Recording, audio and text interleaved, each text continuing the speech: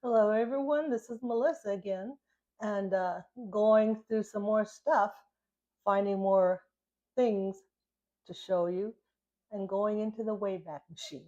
Take a listen.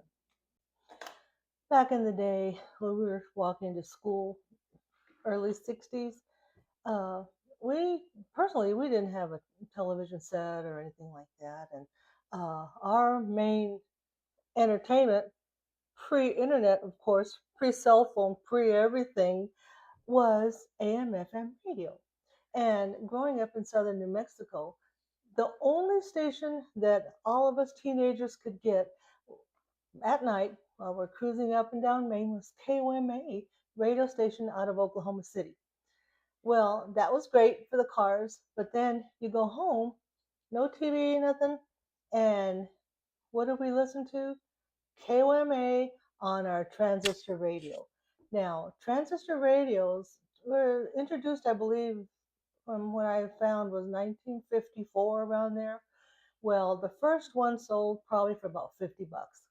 And fast forward into the 60s, I had a black one about like this with an antenna had to stick up. Well, my husband saved this little jewel, a transistor radio from the Wayback Machine. Now, this particular machine, excuse me, radio, if you can see the dial, you can still move it. Of course, it doesn't work. We tried putting batteries in it, and like crackle, crackle, crackle. But there was no FM at the time. This is strictly AM radio. And Oklahoma City, KOMA, was the station that we would listen to in this. Now, this went on probably going into our high school years. And then, of course, now we've got 8-track tapes and all that kind of stuff to listen, to listen to music with. And transistor radios were kind of slowly, making its way out. Then later, the boom boxes and all this kind of stuff. But the Wayback Machine has the transistor radio front and center.